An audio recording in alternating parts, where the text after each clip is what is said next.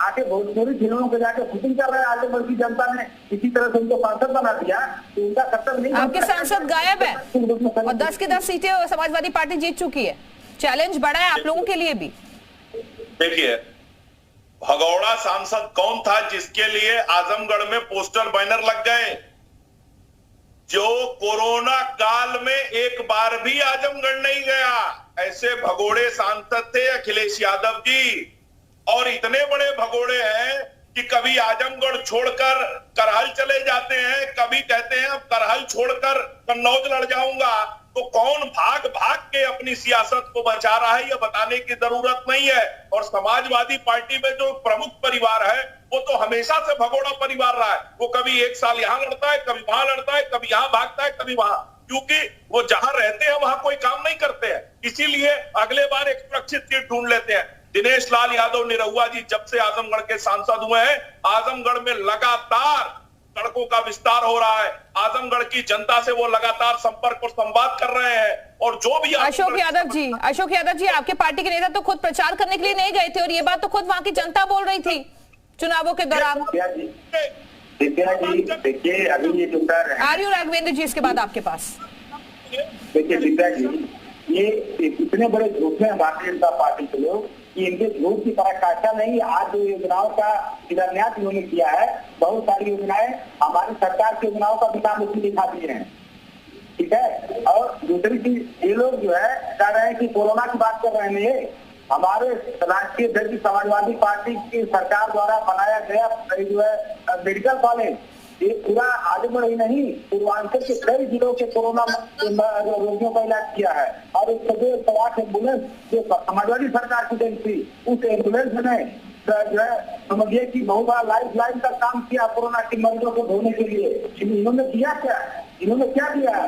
जो वैक्सीनेशन की बात करते हैं, देश की आजादी के बाद जो ये था पैंडेमिक हो जिसका वैक्सीनेशन। आनंद दुबे जी वो कहना चाह रहे हैं कि काम उनके हैं और नाम आप लोग कमा रहे हैं इससे। अब आप देखिए काम इनका कितना बड़ा है। इनके अपने विधायक रामाकांत यादव जहरीली शराब कांड में जेल में है।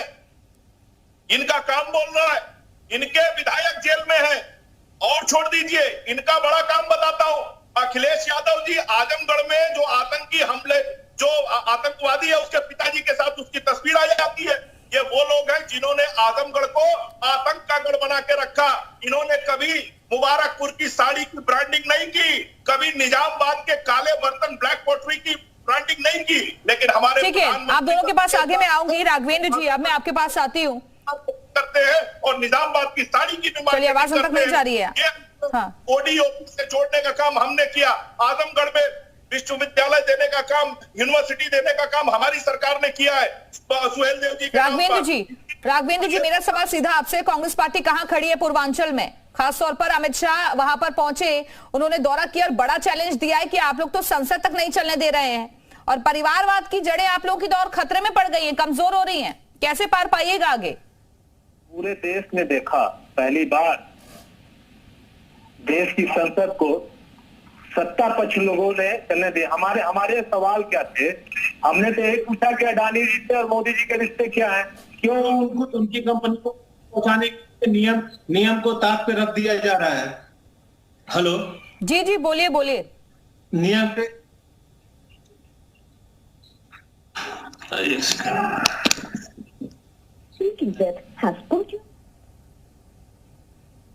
राघवेंद्र जी आवाज आ रही है आपको? चलिए, आवाज हम तक नहीं पहुंच पा रही है। जैसे कनेक्शन ठीक होता है जाते हैं उनके पास दोबारा। आनंद दुबे जी आप अपनी बात पूरी कीजिए। कह रहा था कि आजमगढ़ में विश्वविद्यालय देने का काम हमारी सरकार ने किया। आजमगढ़ में आज हरिहरपुर घराना जो संगीत का महाविद्यालय है उसका शिलान्यास करने का काम हमारी सरकार ने किया।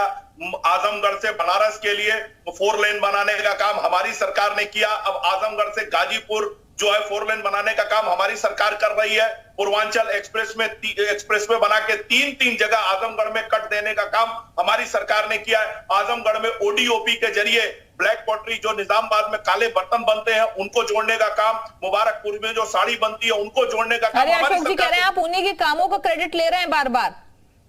जी अशोक जी को सुना आपने? अशोक जी बार बार यही बात दोहरा रहे हैं कि काम उनके थे, क्रेडिट आप लोग ले रहे हैं। नहीं, अशोक जी तो ये भी कह देंगे कि पृथ्वी इन्होंने बनाई थी, सिर्फ नाम किसी और ने रख दिया है। कोई ऐसा काम उत्तर प्रदेश में हुआ जहां अखिलेश यादव जी ने ना कहा कि मैंने किया है? कुशीनगर में एयरपोर्ट बन के तैयार हो गया, हमारी सरकार में शिलान्यास हुआ और हमने ही इसका उद्घाटन क्या कहा? हमने कर दिया। मैं बताता हूं ये काम कैसे करते थे। रामनगर में, बनारस से रामनगर को जोड़ने वाला एक पुल है, शिलान्यास मुलायम सिंह यादव जी ने किया, सरकार चली गई, मायावती जी आई, सरकार चली गई, अखिलेश जी आए, सरकार चली गई, पुल नहीं बना। हमारी सरकार आई तब रामनगर से बनारस को जोड़ने वाला पुल बना।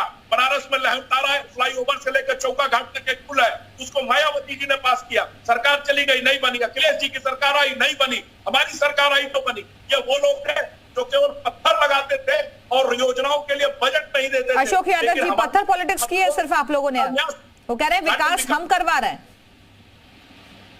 विद्या जी अभी ये कह रहे थे, आतंक का नाम ले रहे थे। ये बताइए कि महाराष्ट्र में जो हेमंत करकरे, ये जो उन्होंने अपनी शहादत, ये शहीद हो गए आतंकवादी परिवार के हुए, इनकी सांसद प्रज्ञा ठाकुर, वो इनके बारे में आप कहाँ महाराष्ट्र में चले गए?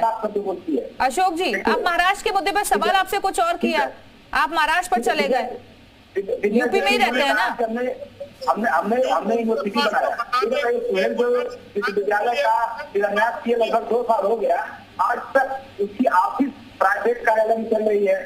दूसरी बात एक है, पूर्वांचल एक्सप्रेस वे मैंने बताया, कितने बड़े झूठे हैं लोग। पूर्वांचल एक्सप्रेस वे का 80% काम सवारी सरकार में पूरा हो गया था, और इतना घटिया एक्सप्रेस वे बनाए हैं कि आप किसी भी बात को इन्वाइट कर रहा हूँ, किसी में आप आइए पूर्वांचल एक्सप्रेस वे, और ऊपर लखनऊ वाला एक्सप्रेस वे होके आइए जो हमारी सरकार ने बनाया है। आपको हर पता चल जाएगा कि कैसा एक्सप्रेस वे समाजवादी सरकार बनता है, कैसा भारतीय जनता पार्टी सरकार बनता है। और दूसरी बात, यहाँ पे मुबारकपुर है एरिया, यहाँ पे ठीक है। राघवेंद्र जी भी आ गए।